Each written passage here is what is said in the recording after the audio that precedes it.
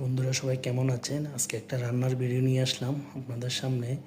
তো এই মূলত রান্নার ভিডিওটা আমরা যখন বিদেশে ছিলাম তখন আসলেই কাজের শেষে এসে রান্না করতে হইতো। তো আজকে আমি বাসায় রান্না করলাম অনেক শখ করে চিংড়ি মাছ দিয়ে বাংলা কদু। তো আসলেই এই তরকারিটা কিন্তু অনেক মজার একটা খাবার সবজি। আসলে কদুও তাড়াতাড়ি সিদ্ধ হয়ে যায়, ঠিক আছে, চিংড়ি মাছ দিয়ে।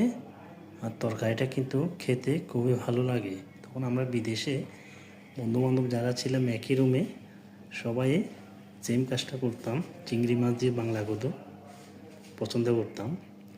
তো এটা সিদ্ধ হয়তো সময় লাগে না, রান্না করতেও সময় লাগে না।